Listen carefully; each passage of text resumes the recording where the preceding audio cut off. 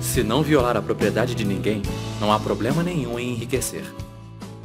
Este é o Visão Libertária, sua fonte de informações descentralizadas e distribuídas. Este artigo foi sugerido e escrito por Marco Batalha, revisado por JJ Liber e narrado por Lea Far. Na segunda parte desta série, vimos que os malabarismos intelectuais que estatistas fazem para dizer que Jesus defendia a obediência a autoridades terrenas não se sustentam. Outro tópico que os fazem se contorcer intelectualmente é quando atacam um acúmulo de bens, tentando trazer a luta de classes para o cristianismo. Para isso, costumam citar Lucas, capítulo 18, versículo 24 e 25, que conta a história de um jovem rico que perguntou a Jesus como ele poderia alcançar a vida eterna. Jesus lhe diz que, além de seguir os mandamentos, deveria vender tudo o que tinha e dar aos pobres. Essa resposta entristece o jovem. E então, Jesus diz: quão dificilmente entrarão no reino de Deus os que têm riquezas, porque é mais fácil passar um camelo por um buraco de uma agulha do que entrar um rico no reino de Deus. Alguns interpretam essa passagem como um comentário antilibertário. Será? Em primeiro lugar, de acordo com a cosmovisão teológica cristã, é mais fácil passar um camelo por um buraco de uma agulha do que qualquer pessoa entrar no reino de Deus. É impossível para qualquer um entrar no reino de Deus sozinho. A única maneira é por meio de Cristo. Portanto, os ricos não estão sozinhos nesse aspecto. Em segundo lugar, nessa passagem, Jesus está aconselhando não um rico qualquer, mas um jovem príncipe, um governante. O príncipe era uma daquelas pseudo-autoridades mundanas, que havia amealhado riquezas por meio de extorsão e roubo, via impostos. Assim, quando Jesus o aconselha a vender tudo o que tem e distribuir o montante aos pobres, ele está sendo profundamente libertário. Afinal, tudo que o príncipe tem fora pilhado. Como Santo Agostinho escreveu: o que são os reinos do mundo senão grandes pilhagens? E o que são as pilhagens senão pequenos reinos? Pois reinos são formados por homens, governados por príncipes, mantidos coesos pela força, sendo o butim dividido pela maneira estabelecida na lei. Se o mal cresce a tal ponto que se fixa em dado lugar, toma posse de cidades e subjuga pessoas, ele passa a se chamar reino. Como disse um pirata capturado por Alexandre o Grande, o rei da Macedônia: sou chamado de ladrão porque pilhei apenas um navio. Tu que apropriaste toda a terra, a ti chamam de imperador. Portanto, quando Jesus aconselhou aquele homem rico em particular, aquele príncipe, ele estava dizendo o que qualquer libertário diria naquela situação. Vejam, respeitando a regra áurea, não violando a propriedade privada de ninguém, não há nenhum problema em enriquecer. Porém, normalmente, em um esforço para se defender o socialismo, muitos dizem que Jesus era uma espécie de asceta, contrário à posse de bens materiais, especialmente quando tais bens pudessem ser usados para ajudar os pobres. Porém, o próprio Jesus refuta essa ideia. Mateus capítulo 26, versículo 6 ao 13 diz assim: e estando Jesus em Betânia, em casa de Simão, aproximou-se dele uma mulher com um frasco de alabastro, contendo um perfume muito caro.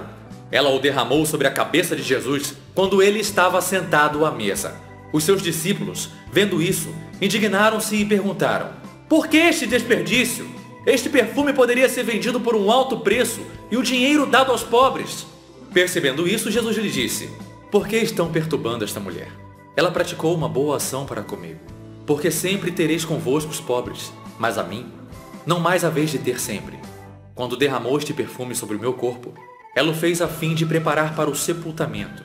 Em verdade vos digo que, onde quer que este evangelho for pregado, em todo o mundo, também será referido o que ela fez em memória dela. Esse episódio demonstra de maneira inequívoca que a noção de que Jesus era um asceta não se sustenta. Além disso, quanto à obrigação de provermos para os outros, Paulo escreve na segunda carta aos Tessalonicenses, capítulo 3, versículo 10. Quando ainda estávamos convosco, vos ordenamos isto: se alguém não quiser trabalhar, que também não coma. Mas claro que isso é impossível, não? Uma das coisas que incomoda os socialistas é a questão da usura, isto é, da cobrança de juros. Na única vez em que Jesus comentou sobre o assunto, ele se mostrou claramente a favor. Na parábola dos talentos, um homem viajando para um lugar distante deixa seus 3 servos com alguns talentos para que eles os usem da melhor maneira possível na sua ausência. Os 2 primeiros servos investem seus talentos e conseguem o dobro do que tinham inicialmente. O terceiro cava um buraco no chão e guarda o que tinha lá. Quando o Senhor volta, ele se alegra ao saber que os 2 primeiros servos fizeram bons investimentos e duplicaram seu capital. Porém, quando descobre que o terceiro servo apenas lhe entregou a quantia inicial, ele o repreende duramente. Mas chegando também o que recebera 1 talento, ele disse: Senhor, eu conhecia-te que és um homem duro, que ceifas onde não semeaste, e ajuntas onde não espalhaste. E atemorizado, escondi na terra o seu talento. Aqui tens o que é teu. Respondendo, porém, o Senhor disse-lhe: Mau e negligente servo, sabias que ceifo onde não semeei e ajunto onde não espalhei? Devias então ter dado meu dinheiro aos banqueiros, e quando eu viesse, receberia-o com juros.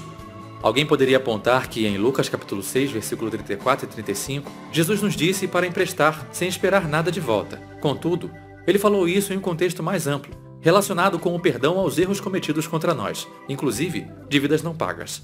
Um cristão não pode defender o uso da agressão estatal contra pessoas que estão acordando algo voluntariamente. Essa visão está de acordo com algo que vimos no primeiro vídeo desta série, a legitimidade absoluta de um indivíduo fazer o que quiser com a sua propriedade, como descrito por Jesus na parábola dos trabalhadores na vinha. Conforme a regra áurea nos mostra, podemos fazer o que quisermos com a nossa propriedade, desde que não violemos a de outrem. Neste momento, talvez alguns estatistas insistam no erro e digam que Jesus não pregava o respeito absoluto à propriedade. Para isso, talvez citem um episódio conhecido como a limpeza do templo, o único registro de um tumulto provocado por Jesus, como relatado por Mateus capítulo 21, versículo 12 e 13. E entrou Jesus no templo de Deus, e expulsou todos os que vendiam e compravam no templo, e derrubou as mesas dos cambistas, e as cadeiras dos que vendiam pombas, e disse-lhes: Está escrito, a minha casa será chamada casa de oração, mas vós a tendes convertido em um covil de ladrões. Esse evento é frequentemente interpretado de forma errônea,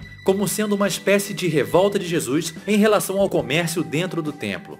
Assim, ele é usado como exemplo de uma postura antilibertária e anti-livre mercado por Cristo. Mas se fosse este o caso, não haveria necessidade de Jesus acusar os sacerdotes de terem transformado o templo em um covil de ladrões. Para entender ao que Jesus se referia, precisamos entender a natureza do que estava sendo vendido e comprado no templo, bem como a função dos cambistas. O que estava sendo comercializado no templo eram animais que eram sacrificados em expiação pelos pecados. A função dos cambistas era converter moedas romanas em moedas judaicas, que então poderiam ser usadas para comprar os animais. As pessoas que os compravam não os levavam para casa para comê-los. Se fosse esse o caso, Jesus não teria razão para se opor ao comércio conduzido no templo, e certamente não teria por que acusar os sacerdotes de roubo. Na verdade, os animais permaneciam no templo para serem sacrificados pelos sacerdotes. Dessa forma, aquele que comprou o animal e o ofereceu ao sacrifício teria seus pecados perdoados. Quando Jesus acusou os sacerdotes que conduziam essa prática de serem ladrões, ele estava dizendo que as pessoas que compravam os animais para serem sacrificados e para terem seus pecados perdoados estavam sendo lesadas.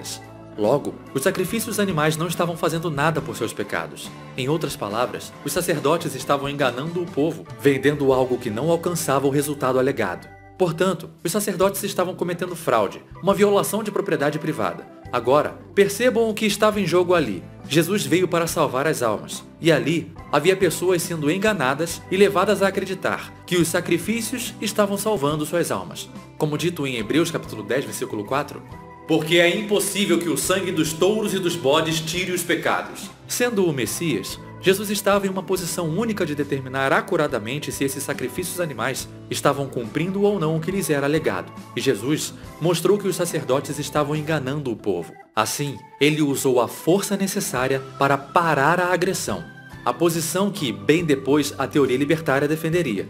É importante notar que apenas um verdadeiro profeta de Deus poderia ter tomado tal ação, pois qualquer pessoa normal não teria a informação necessária para detectar a fraude. Sendo assim, não só o uso da força por parte de Jesus foi bastante libertário, como esse uso teria sido inapropriado por qualquer outra pessoa. Além disso, o templo e sua mobília eram dedicados a Deus, com o templo sendo considerado a casa de Deus. Assim, Jesus estava simplesmente revirando suas próprias mesas em sua própria casa, sem colocar as mãos em ninguém. Entendido dessa forma, Jesus não estava sequer usando força retributiva contra a propriedade de outrem.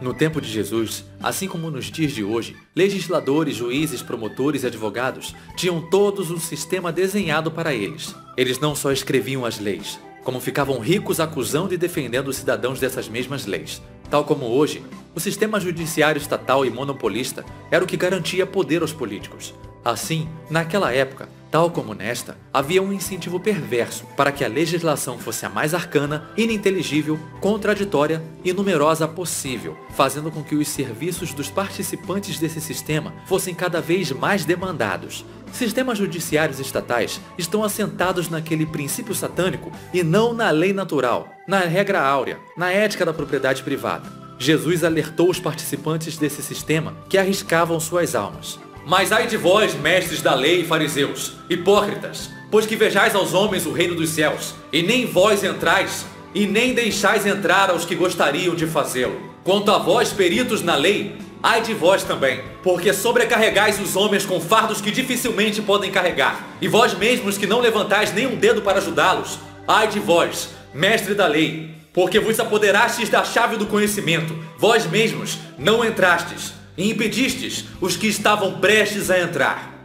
Isso não significa que todos os mestres da lei são injustos. Há aqueles que heroicamente defendem as pessoas das leis injustas pelas quais seus colegas foram responsáveis. Porém, eles são uma minoria, graças aos incentivos perversos que existem no sistema. Em consonância com o alerta feito por Jesus contra os mestres da lei, está o conselho dado por ele para que evitássemos os tribunais estatais a todo custo, como relatado em Mateus capítulo 5, versículo 25. Concilia-te depressa com o teu adversário. Aproveite para fazer isso enquanto estiver no caminho com ele, para que não aconteça que o seu adversário te entregue ao juiz e o juiz te entregue ao oficial e te jogue na prisão. E também em Lucas capítulo 12, versículos 57 e 59. E por que não julgais também por vós mesmos o que é justo? Quando, pois, vais com o teu adversário ao magistrado, procura livrar-te dele no caminho, para que não suceda que te conduza ao juiz, e o juiz te entregue ao oficial de justiça, e o oficial de justiça te jogue na prisão. Digo-te que não sairás dali enquanto não pagares o derradeiro centavo. Essas passagens demolem completamente a noção de que Jesus considerava como autoridades verdadeiras os que as leis estatais positivistas chamavam de autoridades. Paulo confirma isso em sua primeira carta aos Coríntios. Ousa algum de vós, tendo algum negócio contra o outro, ir ao juízo perante os injustos e não perante aos santos? Não sabeis vós que os santos hão de julgar o mundo? Não há, pois, entre vós sábios, nem mesmo um que possa julgar entre seus irmãos, mas o irmão vai a juízo com o irmão, e isto perante infiéis. Na verdade, isso comprova que há uma falta entre vós. Terdes demanda uns contra os outros. Por que não sofreis antes a injustiça? Por que não sofreis antes o dano? Mas vós mesmos fazeis a injustiça e fazeis o dano, e fazem isso com seus próprios irmãos. Isso demonstra de novo que as autoridades a que Paulo se referiu em Romanos 13 não poderiam ser as autoridades estatais, conforme vimos no segundo vídeo desta série. Assim também, nessa mesma linha de pensamento, escreve Tiago. Mas vós desonrastes o pobre. Porventura, não vos oprimem os ricos? E não são os ricos que vos arrastam até os tribunais? Notem que a maioria dos ricos naquele tempo só eram ricos graças aos privilégios concedidos pelo Estado, especialmente a coleta de tributos. Assim, quando Tiago escreve ali sobre ricos oprimindo pobres e os levando aos tribunais, ele está falando de violações contra o direito natural de propriedade e não de pessoas se recusando a cumprir contratos feitos voluntariamente. Aquele que é subjugado pelas autoridades estatais não é livre, mas Cristo não nos chamou à liberdade?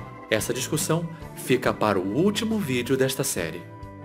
Obrigado por sua audiência. Se você gostou deste vídeo, clique no ícone de curtir abaixo e compartilhe o vídeo em sua rede social. Se você deseja ser notificado de outros vídeos, clique em se inscrever e depois no ícone de campainha. Que Deus abençoe a todos. Até a próxima.